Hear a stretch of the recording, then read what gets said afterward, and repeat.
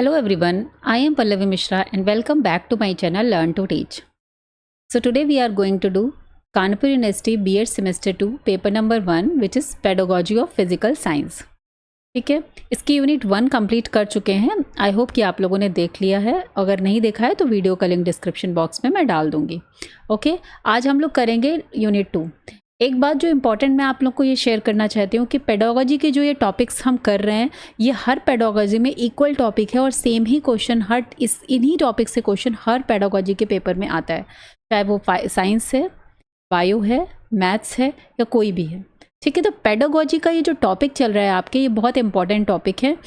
चलिए स्टार्ट करते हैं। इससे पहले अगर आप मेरे चैनल पर नए हैं तो please subscribe the channel and also press the bell icon, और अपने फ्रेंड्स में भी इन वीडियोज़ को ज़रूर शेयर करिएगा। ठीक है, पेपर ये आपका है 1 और ये होता है आपका ऑब्जेक्टिव, जैसा हम सबको पता है। तो जितना भी मैंने कंटेंट लिखा है यहाँ पर, ये सब देखिए पूरा ऑब्जेक्टिव पेपर के अकॉर्डिंग ही लिखा है।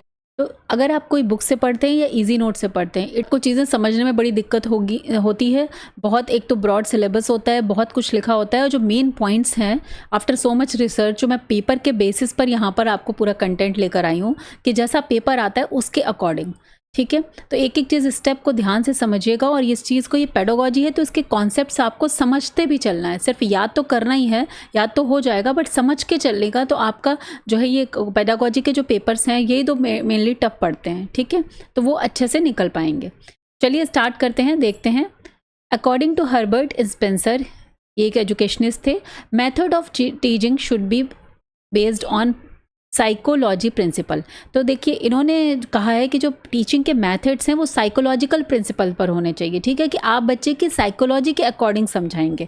ठीक है, तो चलिए देखते हैं ये कौन कौन से, और इन जो इतने प्रिंसिपल्स लिखे हैं इनको साइकोलॉजिकल प्रिंसिपल्स बोलते हैं।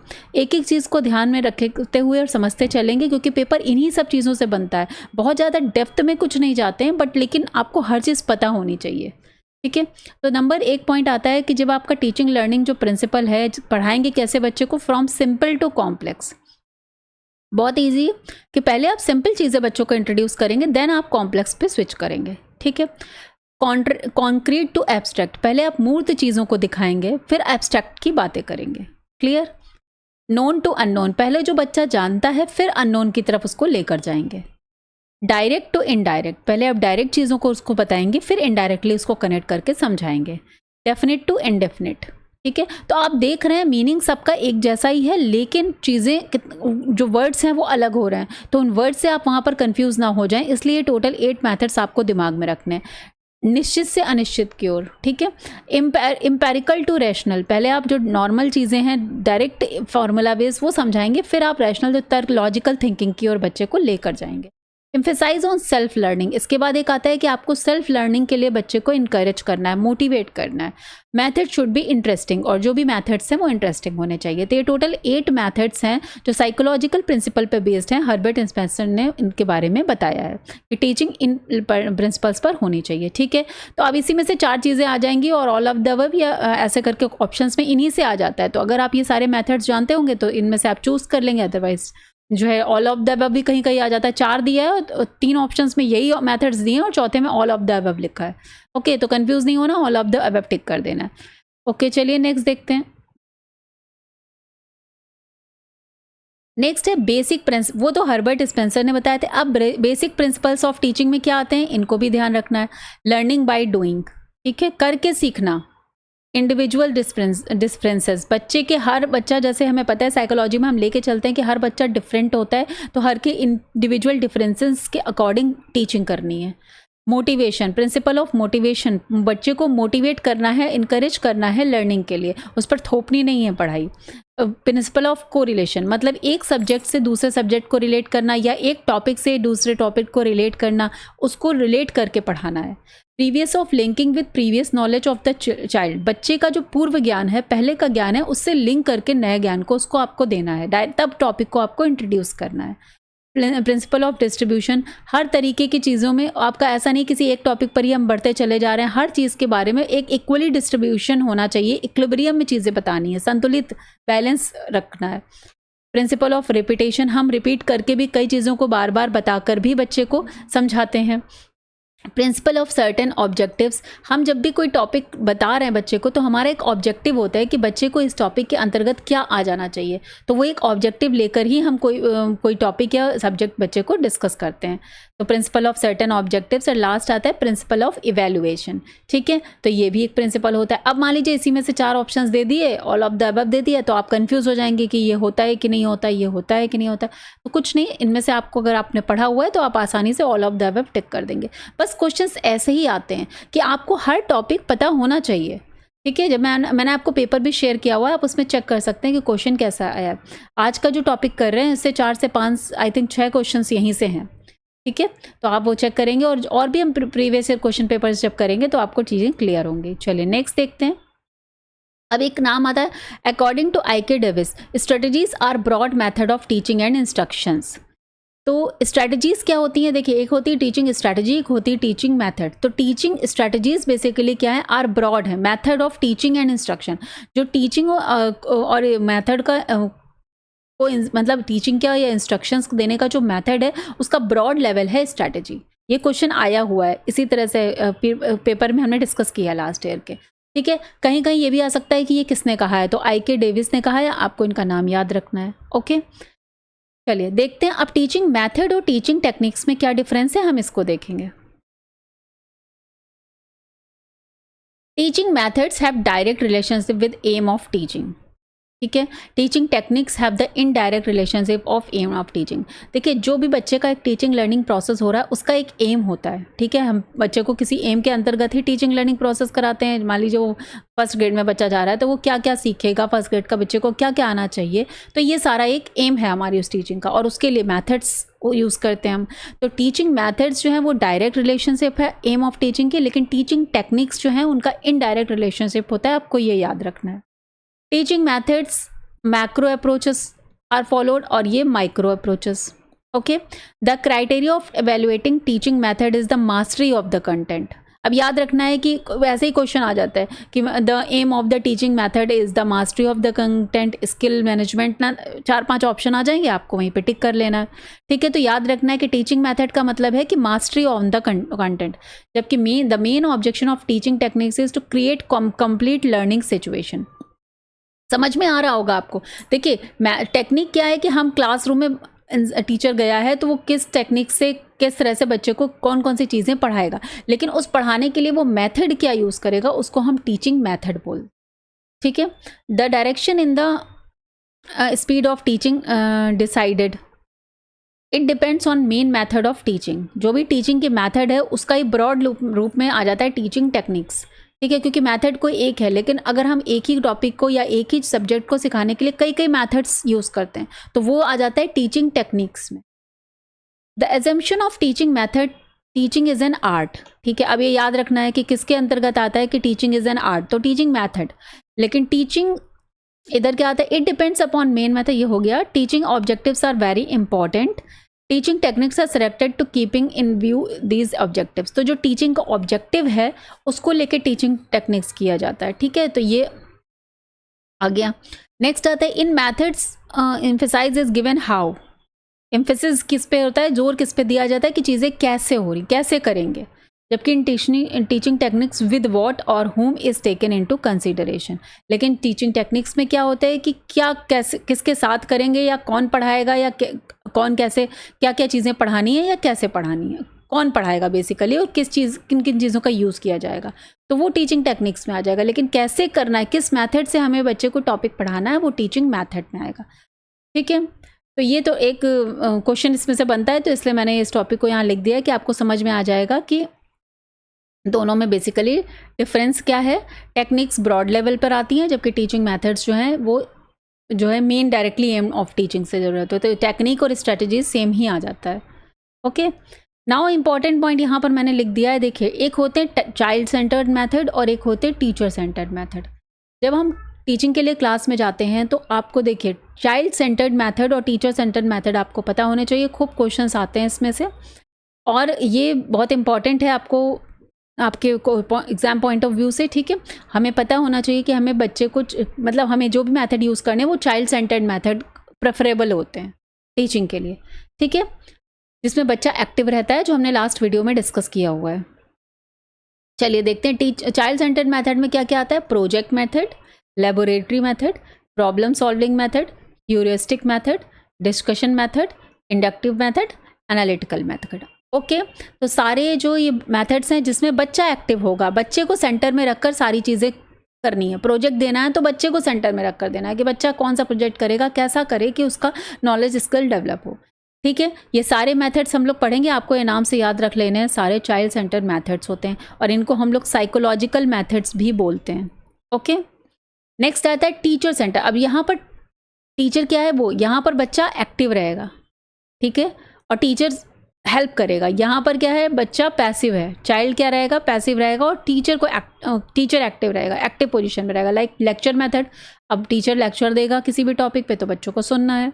डिमॉन्स्ट्रेशन, वो कुछ करके दिखाएगा, ठीक है, लेक्चर कम डिमॉन्स्ट्रेशन, कम यहाँ पर ये वाला नहीं, कम डिमॉन्स्ट्रेशन मेथड, ठीक है, तो टीचर पहले लेक्चर देगा फिर डिमॉन्स्ट्रेशन कर उसको करके दिखाएगा। डिडक्टिव मेथड अभी हम आगे पढ़ेंगे, सिंथेटिक मेथड अभी हम लोग आगे डिस्कस करेंगे। ओके, तो दीज आर अनसाइकोलॉजिकल मेथड। क्वेश्चन इन्हीं से डायरेक्ट आ जाता है, इसीलिए मैंने पूरा एक टॉपिक ही ऐसे करके लिख दिया है। ओके, ये याद रखिएगा। चलिए अब हम एक एक करके सारे मेथड्स को पढ़ेंगे जो बहुत इंपॉर्टेंट है, जिनमें से क्वेश्चन आता ही आता है।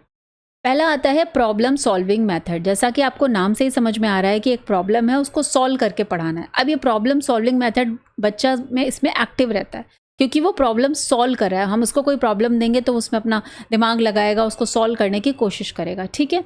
चलिए, तो सबसे पहले तो कोई याद रखना है कि गिवन बाय जॉन डेवी। ये मेथड किसने दिया था, जॉन डेवी ने दिया था। इनको फादर ऑफ प्रैग्मेटिज्म बोलते हैं, लास्ट उसमें पढ़ा होगा आपने।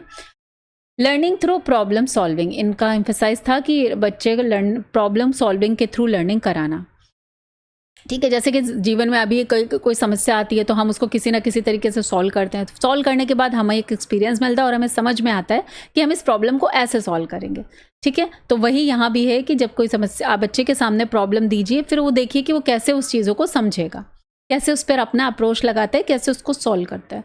डेफिनेशन देख लेते हैं। This method encourages student to apply logical reasoning and scientific concept to solve real life problems, ठीक है। तो बच्चा पूरी तरह से एक्टिव रहेगा, वो रियल लाइफ एग्जाम्पल्स या प्रॉब्लम्स में कैसे अपनी logical reasoning and scientific concepts को यूज़ करता है, उसको हम लोग प्रॉब्लम सॉल्विंग मेथड कहते हैं, ठीक है।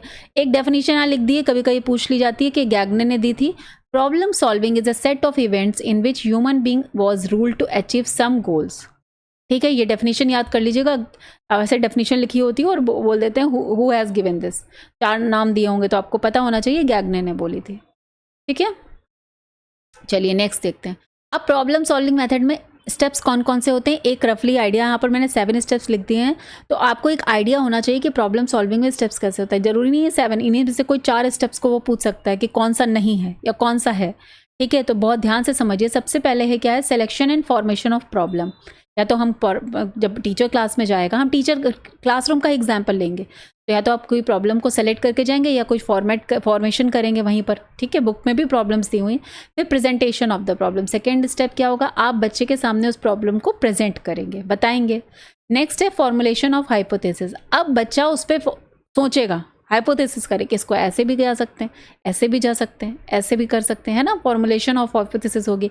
उसके बाद collect of relevant data and information. अब उस जो आप सोच रहे हैं कि कैसे कैसे जाना है, तो उसके बेसिस पे जो आपको डेटा रेलेवेंट, उस प्रॉब्लम से रिलेवेंट जो डेटा लग रहा है, जो इन्फॉर्मेशन लग रही है, उसको हम कलेक्ट करेंगे। उसके बाद क्या होता है, analysis and organisation of data. उसके बाद उस जो डेटा आएगा उसकी एक एनालिसिस करेंगे। फिर प्रॉब्लम की को अप्रोच करते हुए जो डेटा होगा उसमें उसका एक ऑर्गेनाइजेशन करेंगे, जिससे हम अपनी प्रॉब्लम के टाइप की ओर बढ़े, सॉल्व करने की ओर। आफ्टर दैट ड्राइंग कंक्लूजन्स, जब हम उसमें डेटा को पूरा ऑर्गेनाइज करेंगे, उसके बाद हम एक कंक्लूजन निकालेंगे कि हाँ, हमें अपनी प्रॉब्लम का सोल्यूशन मिल रहा है। After that testing of conclusion, उसके बाद हम वो टेस्टिंग करेंगे कि वो प्रॉब्लम का सोल्यूशन जो है वो सही है या नहीं। तो दीज आर द स्टेप्स है। ऐसा नहीं है कि नेम यही होगा, लेकिन आपको ये चीज़ समझ लेनी है। नेम हो सकता है डिफरेंट भी हो सकता है, लेकिन आपको उसका मीनिंग या कॉन्सेप्ट पता होगा कि इन स्टेप्स का मीनिंग क्या है, तो आप वहाँ पर चूज़ करके कर पाएंगे। क्लियर हो गया? चलिए बहुत बढ़िया, आगे बढ़ते हैं। एडवांटेजेस देख लेते हैं। अब इस मेथड के एडवांटेजेस क्या है। सबसे पहले तो ये साइकोलॉजिकल मेथड है और साइंटिफिक इन नेचर है। ओके, क्रिटिकल थिंकिंग को डेवलप करता है, encourages independent learning and increase student engagement. ये चारों चीज़ें आपको समझ में आई गई होंगी। बच्चा इंगेज रहेगा, बच्चा इंडिपेंडेंट सोचेगा, भी प्रॉब्लम हम देंगे वो कई तरह तरह से सोचेगा, तो इससे सोचेगा, थिंकिंग करेगा, तो उसकी क्रिटिकल थिंकिंग डेवलप होगी। साइकोलॉजिकल मेथड है, साइंटिफिक इन नेचर है, ये आप याद रखेंगे। डिसएडवांटेज भी कहीं कहीं आ जाता है, ये आपको दिमाग में रखना है। इस तरह से अभी तक क्वेश्चन आया नहीं है, लेकिन फिर भी मैंने दे दिया कि 2 पॉइंट नोट कर दिए कि आपको कहीं ना कहीं हो सकता है पूछ भी दे, कोई भरोसा नहीं है, ठीक है। तो डिसएडवांटेज में टाइम कंज्यूमिंग है। अब आप अगर हर चीज़ को, हर टॉपिक को प्रॉब्लम सॉल्विंग से समझाएंगे तब तो आपका सिलेबस ही नहीं पूरा हो पाएगा, है ना। तो ये टाइम कंज्यूमिंग प्रोसेस होता है और इसके लिए रिक्वायर्स ट्रेन टीचर, और टीचर्स की भी ट्रेनिंग बहुत इंपॉर्टेंट है, क्योंकि आप हर टॉपिक पर इस तरह की प्रॉब्लम्स दे पाएँ, फिर बच्चा उसको सॉल्व कर पाए, उसको सही डायरेक्शन में गाइड कर पाएँ, तो उसके लिए ट्रेन टीचर की भी आवश्यकता है। Okay, Now example, investigating why objects float or sink in water using Archimedes principle। तो बच्चे को अगर हमने पहले करके दिखाया कि भाई क्यों ऐसा हो रहा है, अब बच्चा उस पर तरह तरह के लॉजिक लगाएगा, तो हम उसको डायरेक्शन देंगे कि भाई आर्किमिडीज प्रिंसिपल के थ्रू ही हम वो समझे कि क्यों फ्लोट हो रहा है, क्यों सिंक कर रहा है, ठीक है। तो आई थिंक ये क्लियर हो गया होगा आपको।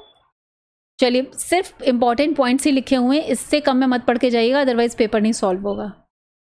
सिर्फ इंपॉर्टेंट पॉइंट्स ही मैंने इसमें इंक्लूड किए। नाउ नेक्स्ट आते हैं लेक्चर कम डिमॉन्स्ट्रेशन मेथड।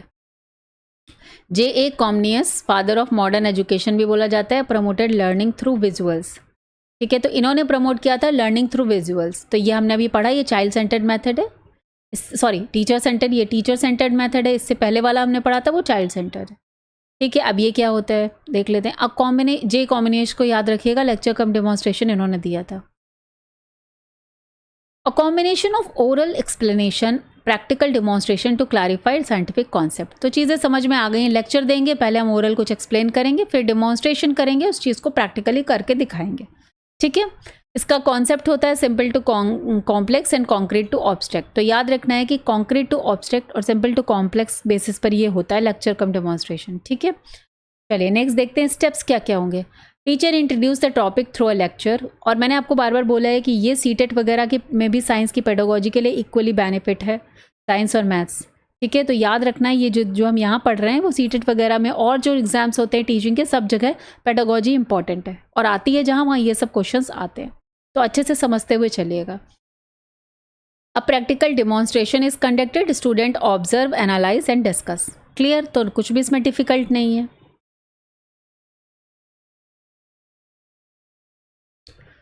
चलिए नेक्स्ट देखते हैं एडवांटेजेस क्या हैं इसके। Makes abstract concepts easier to understand. अब जो चीज़ हमें नहीं दिख रही है, अगर आप बच्चे को डिमॉन्स्ट्रेट करके दिखाएंगे तो उसको चीज़ें ईजिली समझ में आएंगी, क्योंकि हम देखकर जल्दी अच्छे से सीखते हैं। मैं इन्होंने यही बोला कि देखने से आपको चीज़ें ज़्यादा याद रहती हैं। देखिए, अगर हमने एप्पल बोला, ठीक है, एक एग्जाम्पल लेते हैं, तो आपके तुरंत दिमाग में एप्पल की इमेज आएगी, क्योंकि एप्पल को आपने देखा हुआ है ना, तो आपको पहचानने में आसानी होगी। इसी तरह से आप जब भी किसी चीज़ को याद करते हैं तो उसकी इमेज एक आती है दिमाग में, तब आप उसको याद करते हैं। तो सेम है कि जब हम देखकर कोई चीज़ समझते हैं तो हमारी मेमोरी में वो चीज़ें जाके और अच्छे से सेव होती हैं और हमें याद रहती हैं ज़्यादा दिन तक, ठीक है। तो एब्स्ट्रैक्ट को, और जो चीज़ हम विजुलाइज नहीं कर पा रहा, बच्चा खासकर नहीं कर पा रहा है एब्स्ट्रैक्ट चीज़ें, तो जब उसको दिखाएंगे तो वो एब्स्ट्रैक्ट चीज़ों को देखकर विजुलाइज करेगा, ठीक है। Now same times while ensuring clarity, saves time while ensuring clarity. Clarity का मतलब ये है कि टाइम बचता है, जब आप बच्चे को चीज़ें समझ नहीं आ रही हैं जल्दी से समझ जाएगा। Effective for large classroom. अब लार्ज क्लासरूम जहाँ पर है वहाँ पे ये बहुत इफेक्टिव होगा, क्यों? क्योंकि इससे टीचर अकेले इन्वॉल्व है। अदरवाइज एक एक बच्चे को अगर हम देंगे कुछ प्रैक्टिकल करने के लिए तो it would be very time taking और वो ईजी भी नहीं होगा। तो ये किस तरह की चीज़ों के लिए अच्छा है? बड़े बच्चों के लिए, बेसिकली हायर सेकेंडरी लोग के जो बच्चे स्टूडेंट्स हैं उनके लिए ये अच्छी टेक्निक है, ठीक है। तो इसको भी थोड़ा दिमाग में रखना है। डिसएडवांटेज क्या है? Passive learning if not interactive. अगर बच्चा जो है आपकी चीज़ों को अच्छे से देख नहीं रहा, ध्यान नहीं दे रहा, या आपका इंटरेक्शन इतना ज़्यादा इफेक्टिव नहीं है, तो वो एक पैसिव लर्निंग हो जाएगी, खाली बैठे सुन रहे हैं, कुछ भी उसमें हम कर नहीं रहे हैं। Student may not develop problem solving skills. और ये उनका लॉजिक है कि बच्चे को अगर हमने सब कुछ करके ही दिखा दिया तो वो प्रॉब्लम सॉल्विंग स्किल्स उसके अंदर डेवलप नहीं होगी। तो ये सिंपल एक डिसएडवांटेज बोला गया है, दिमाग में रखना है। Demonstrating Newton's law of motion using toy car. Clear? चलिए नेक्स्ट देखते हैं। बहुत इंपॉर्टेंट है प्रोजेक्ट मेथड, याद रखना है।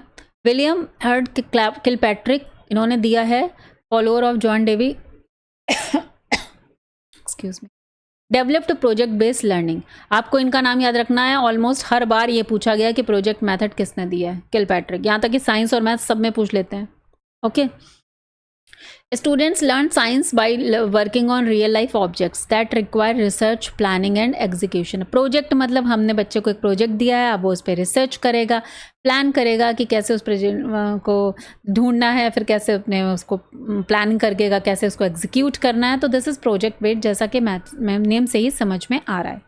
ओके, नाउ किलपैट्रिक ने जो कहा है, a project is a whole hearted purposeful activity proceeding in social environment. याद रखना है, ये डेफिनेशन पूछ लेते हैं किसने कहा है, by Kilpatrick. Okay, very nice. चलिए नेक्स्ट मूव करते हैं। Types of project method, two types of project method होते हैं, एक individual projects and group projects. Question ऐसे ही आ जाता है, हाँ टाइप्स ऑफ प्रोजेक्ट मेथड्स, बस इतना ही आ गया। अब आप कंफ्यूज हो गए कि अरे कैसे होते हैं, क्या होते हैं। 2-3 नाम दे देगा, individual projects, group projects, individual and group both, या नन ऑफ दिस। ठीक है, तो इंडिविजुअल और ग्रुप दोनों ही प्रोजेक्ट्स हो सकते हैं। आप बच्चे को सिंगल भी, इंडिविजुअल बच्चे को भी दिया जा सकता है, या ग्रुप में भी होता है। ठीक है, बस इसी में से आ जाता है, इसलिए मैंने टॉपिक यहाँ इंक्लूड किया। नेक्स्ट है, according to Kilpatrick there are 4 types of project. अब यहाँ भी आता है क्वेश्चन कि अकॉर्डिंग टू किलपैट्रिक कितने टाइप के प्रोजेक्ट हैं। वैसे तो नॉर्मली इंडिविजुअल एंड ग्रुप है, लेकिन किलपैट्रिक ने कौन कौन से दिए, क्रिएटिव और constructive projects, artistic projects, problematic projects and drill projects. ठीक है, तो 4 तरह के इन्होंने किलपैट्रिक ने बताए हैं, अदरवाइज 2 तरह के नॉन जनरली होते हैं, तो याद रखना है आपको। चलिए नेक्स्ट देखते हैं, स्टेप्स इन्वॉल्व। इस पर तो क्वेश्चन भी आया लास्ट अभी आपके एग्जाम में मैंने शेयर किया, जो आप चेक करिएगा कि स्टेप्स किस कौन कौन से इन्वॉल्व होते हैं। क्रिएटिंग द सिचुएशन, सबसे पहला है कि आप प्रोजेक्ट के लिए एक सिचुएशन बनाएंगे कि कौन से पे आपको देना है project. Proposing and choosing the project, फिर प्लान करेंगे प्रोजेक्ट को, फिर एग्जीक्यूट करेंगे प्रोजेक्ट को, फिर इवेल्युएट करेंगे, फिर रिकॉर्ड करेंगे उस प्रोजेक्ट को जो आपका आया है पूरा होल रिजल्ट। ठीक है, तो दीज आर द 6 स्टेप, इसमें आपको समझ लेना है, और इसके अकॉर्डिंग नेम सेम नहीं होगा, नेम कुछ डिफरेंट होंगे, बट आपको कॉन्सेप्ट मतलब उसका सेंस समझ में आना चाहिए। ठीक है, चलिए नेक्स्ट आता है advantages. This is based on various psychological laws and principles. ठीक है, समझ में आ गया, हमने थियोरी किया है कि चाइल्ड सेंटर्ड मेथड है। It develops cooperative feeling and group interactive. अब ग्रुप अगर प्रोजेक्ट करेंगे तो जब ग्रुप प्रोजेक्ट होगा तो उससे एक बच्चे में आपसी सहयोग की भावना डेवलप होगी, ग्रुप इंटरेक्शन बढ़ेगा। Child performs physically as well as mentally, दोनों वर्क होगा, फिजिकली भी काम करेंगे और मेंटली भी काम करेंगे, क्योंकि कोई प्रोजेक्ट दे दिया उसको सर्च करने का, अगर फील्ड प्रोजेक्ट है तो बच्चा बाहर जाके ही बहुत सारी चीज़ें ढूंढता है। ठीक है, देखते हैं, it is democratic and scientific in nature. समझ में आ गया होगा कि सब लोग आपस में मिल के काम करेंगे तो एक डेमोक्रेसी भी क्रिएट होती है, हर ग्रुप का बच्चा इसमें इन्वॉल्व होता है साथ में। It is based on principle of individual differences and child centredness. तो याद रखना है कि इंडिविजुअल डिफरेंसेस और चाइल्ड सेंटरनेट के प्रिंसिपल पे ये वर्क करता है।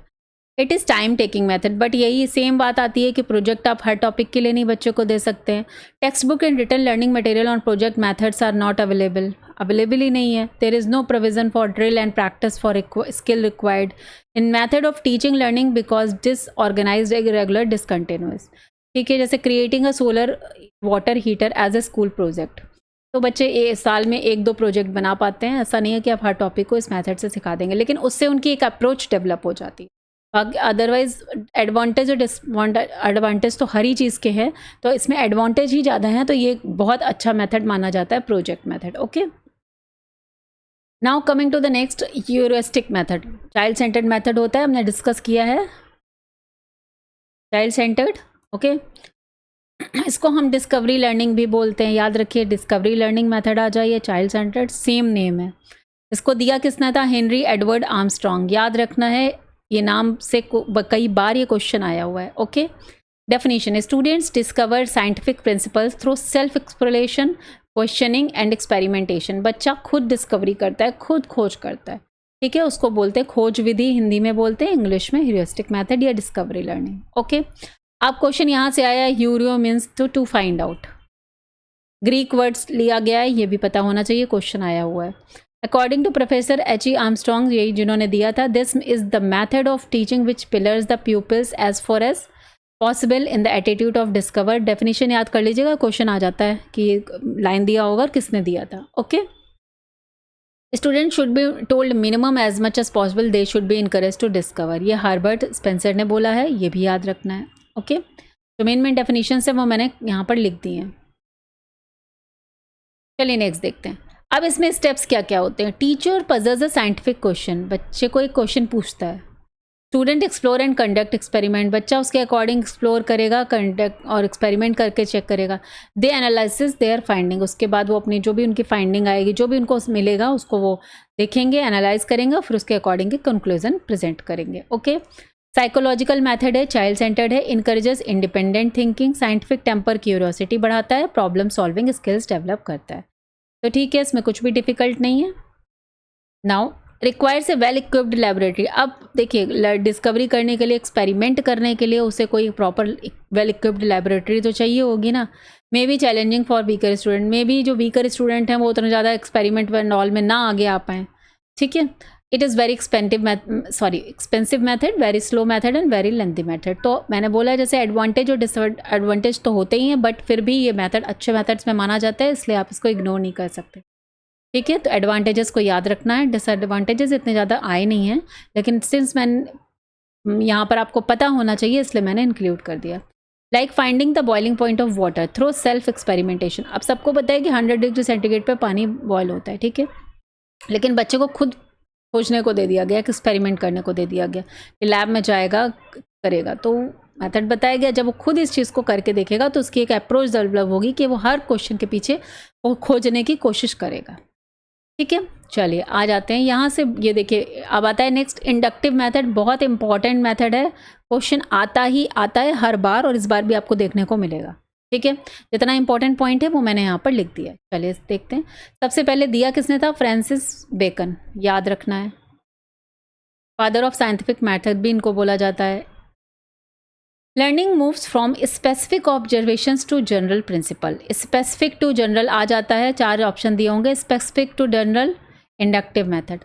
इसको बॉटम अप अप्रोच भी बोली जाती है, बॉटम से नीचे से ऊपर की ओर जाना, नोन टू अननोन, ज्ञात से अज्ञात की ओर जाना, एग्जाम्पल टू रूल, उदाहरण से रूल की तरफ जाना, कॉन्क्रीट टू एब्स्ट्रैक्ट। ठीक है, चाइल्ड सेंटर्ड है और बेस्ट मेथड ऑफ टीचिंग बोला जाता है कि बच्चे को जो कुछ पता है, जैसे मोस्ट आपने एग्जाम्पल सुना होगा, एग्जाम्पल हमने दिया कि बच्चा से पूछा कि आपका नाम क्या है, चलिए उसने कुछ भी बोला लाइक राम, ओके, अदर नाम बोला और बच्चों का नाम बोला रीना, उसके बाद बुक का नाम पूछ लिया, उसने बता दिया मैथ बुक, ओके, बिल्डिंग का नाम पूछ लिया, ताजमहल का नाम पूछ लिया, ऐसे करके कई तरह के नाम पूछ लिया और बाद में बच्चे को बताया कि ऑल दीज आर नेम, और नेम का मीन्स नाउन, तो जहाँ पे किसी व्यक्ति वस्तु स्थान के नाम को संज्ञा कहते हैं। तो क्या हुआ, हमें जो बच्चे को पते थे जो एग्जाम्पल्स, उसके थ्रू हम उसको जनरल डेफिनेशन पर लेकर गए कि हर व्यक्ति वस्तु स्थान के नाम को संज्ञा कहते हैं। ठीक है, तो पहले हम एग्जाम्पल्स देते हैं, फिर हम उसका रूल बताते हैं। तो ये बहुत अच्छा मेथड माना जाता है, खासकर जो आपके प्राइमरी क्लासेस हैं उनके लिए, इंडक्टिव मेथड। क्लियर हो गया, वेरी नाइस। चलिए, ऑब्जर्विंग स्पेसिफिक साइंटिफिक फिनोमिना, तो आइडेंटिफाइंग पैटर्न्स और trends, formulating general specific scientific laws और प्रिंसिपल्स, तो ये सारे तो स्टेप्स हैं, ये इतने नहीं पूछे जाते हैं, मेन तो यहीं से आ जाएगा क्वेश्चन, जो मैंने ग्रीन में लिखा है, एक एक टर्मोलॉजी याद कर लीजिएगा, specific to general, bottom up approach, known to unknown, example to rule, concrete to abstract, child centred, ये याद रख लीजिए, या बेस्ट टीचिंग मेथड भी आ सकता है। ओके, एडवांटेज देख लेते हैं। This is a psychological method, this is method is very useful and suitable for lower class primary section. अब यही आ जाता है, 4 ऑप्शन देखे प्राइमरी सेक्शंस के लिए कौन सा इंपॉर्टेंट है, तो याद रखना है। Okay, and knowledge attained by this method is based on real facts, जो रियल चीज़ें होंगी उनका हम एग्जाम्पल देंगे, उसके बाद बच्चे को चीज़ें इंट्रोड्यूस करेंगे। ओके, डिसएडवांटेजेस क्या है, this is very slow process, gaining knowledge by this method cost more time and labour. Obviously अब हर चीज़ का एग्जाम्पल देकर अगर हर टॉपिक को आप ऐसे करेंगे तो चीज़ें मुश्किल हो जाएंगी, लेकिन हाँ मेन टॉपिक हम लोग लोअर प्राइमरी जो क्लासेस हैं उसमें ऐसे ही पढ़ाते हैं। ठीक है, बच्चे को स्टार्टिंग में हम एग्जाम्पल्स देखते हैं उसके जो सराउंडिंग है रियल लाइफ के, आफ्टर दैट हम टॉपिक को इंट्रोड्यूस करते हैं। Clear, it needs sharp mind, proper planning, अब इसके लिए टीचर को भी प्रॉपर प्लानिंग की ज़रूरत है। This method is very useful for lower class because syllabus is very wide in higher class. अब हायर क्लास में तो सिलेबस ही इतना वाइड होता है कि इस तरह की टीचिंग से वहाँ पे सिलेबस एंड ऑल कंप्लीट ही नहीं होगा। It is neither easy for teacher not to student to select और present real life examples for generalisation. Okay, तो चीज़ क्लियर हो गई होगी। चलिए नेक्स्ट देखते हैं डिडक्टिव मेथड। अब इंडक्टिव का just opposite, this is opposite of inductive, ऐसे याद रख लेंगे आप, ठीक है। बहुत इंपॉर्टेंट है, अगेन क्वेश्चन पूछा ही जाता है इससे। ये किसने दिया था? अरिस्तु ने दिया था, Aristotle in English, Greek philosopher थे। Learning moves from general to specific, वहाँ क्या था? स्पेसिफिक टू जनरल, यहाँ जनरल टू स्पेसिफिक। ये टॉप डाउन अप्रोच है, ये यहाँ से ऐसे जाएगा। अननोन टू नोन जाएगा, एब्स्ट्रैक्ट टू कॉन्क्रीट जाएगा, रूल टू एग्जाम्पल जाएगा और जनरल टू पर्टिकुलर जाएगा। टीचर सेंटर्ड मेथड है, टीचर इसमें एक्टिव होता है, ठीक है। एग्जाम्पल जैसे समझ लेते हैं, लाइक हमने एक एग्जाम्पल लेते हैं, लाइक हमने बता दिया कि एरिया ऑफ सर्कल क्या है? पाई आर स्क्वायर। हमने ये फॉर्मूला बता दिया बच्चों को।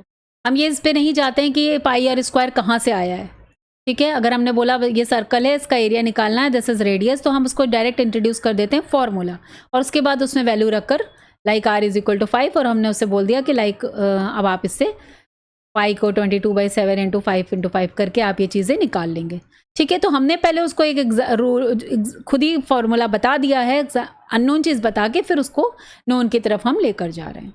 क्लियर हुई? तो ये इस तरह के एग्जाम्पल मैथ्स में इसका यूज़ किया जाता है बहुत ज़्यादा, क्योंकि मैथ्स में हम लोग मोस्ट ऑफ द जगहों पे पहले फॉर्मूले को इंट्रोड्यूस कर देते हैं, फिर हम लोग क्वेश्चंस को सॉल्व करवाते हैं, ठीक है। तो ये मैथ्स के लिए इंपॉर्टेंट है।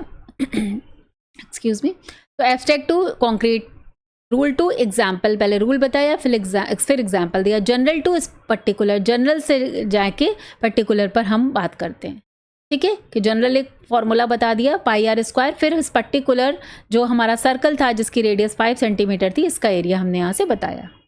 क्लियर हो गया? Very nice. चलिए steps involve, stating a general scientific principle, पता ही हो, बताए, समझ में आ गया कि जनरल रूल बताना, एक्सप्लेनिंग विद एग्जाम्पल्स, उसमें एग्जाम्पल्स देना, फिर apply the principle to new situation, उसके बाद उसी को नई नई सिचुएशंस पे अप्लाई करना। By deductive method cramming power of student increase. अब सिंस मैथ्स एंड में या साइंस में भी जहाँ जहाँ हमें चीज़ें याद करनी पड़ती हैं वो डिडक्टिव मेथड के through. By using this method, the speed of gaining knowledge increases because student directly use the formula for solving the problem. तो डिडक्टिव मेथड जो है मेनली मैथमेटिक्स के लिए इंपॉर्टेंट है, और जो हमारा प्रोजेक्ट मेथड था या डिस्कवरी लर्निंग थी वो सब साइंस के लिए, ठीक है। लेक्चर कम डेमोन्स्ट्रेशन भी साइंस के लिए आता है। Now works well for senior classes. Disadvantages क्या है? मोर एम्फेसिस ऑन क्रैमिंग और मेमोराइजिंग द थिंग्स, अंडरस्टैंडिंग और डिस्कवरिंग पर ज़्यादा ध्यान नहीं दिया जाता है। It is not a psychological method, not suitable for lower classes. जैसे न्यूटन सेकेंड लॉ फर्स्ट बता दिया, फिर उस पर प्रॉब्लम दे दी, न्यूटन सेकेंड लॉ बता दिया, F is equal to ma, है ना, उसके बाद सीधे डायरेक्टली प्रॉब्लम बता दी गई, तो वो चीज़ें। Now coming to the laboratory method. Laboratory method किसने दिया था? ये साइंस के लिए, ठीक है, रिचर्ड डेविस ने दिया था इसको। Science is taught through hands on experiments and observation method conduct in a laboratory, ठीक है। इंट्रोडक्शन ऑफ एक्सपेरिमेंट्स, स्टेप्स क्या क्या है? Performing the experiments in group और individually, recording observations and analysis result. तो ये हमने देखा ही है कि लैब में जाते हैं, साइंस की लैब में तो हर बच्चे को आज न्यूटन्स पर, या आप देखते हैं concave lens, convex lens, prism, इन सब के एक्सपेरिमेंट्स हम सब ने साइंस में पढ़े हुए हैं, अपने लैब में हम लोग को कराए जाते थे, ठीक है। तो वो सारी चीज़ें यहाँ पर आती हैं। एडवांटेजेस क्या है? This method is based on psychological principle learning by doing, कि हम करके सीखते हैं। It helps in developing the habit of discovery and self study. It develops a scientific attitude, develops self confidence, creativity and practical knowledge more and solid and durable knowledge. तो समझ में आ गया होगा कि लर्निंग बाय डूइंग पर based है। Self confidence बढ़ता है जब भाई आप खुद अपने आप से कोई चीज़ निकालते हैं जो आपने पढ़ा हुआ है, उसके बाद उसको खुद एक्सपेरिमेंट करके निकालते हैं, तो चीज़ें आपको और कॉन्फिडेंस आता है, आपको क्रिएटिविटी समझ में आती है कि yes we have done something important या समथिंग वैल्यूएबल ना। साइंटिफिक एक टेम्पर डेवलप होता है, नॉलेज इंक्रीज होता है, वो चीज़ जब आप कर लेते हैं तो आपको हमेशा याद रहती है, ठीक है। डिसएडवांटेज क्या है? अगेन वहीं आ जाता है कि प्रॉपर लैब फैसिलिटी हो, इक्विपमेंट हो, या रिस्क ऑफ एक्सीडेंट होता है, तो कई बार जो है लैब में बहुत सारे प्रिकॉशंस एंड ऑल की ज़रूरत पड़ती है, ठीक है। खासकर केमिस्ट्री में जब हम लोग करते हैं ना केमिकल्स का या प्रेसिपिटेशन एंड ऑल बनाते हैं केमिस्ट्री में, तो वहाँ पर ज़्यादा इसका ज़रूरत है। Now verifying Ohm's law in physics lab. ठीक है, तो यहाँ से सारे इंपॉर्टेंट मेथड्स डिस्कवर हो गए हैं।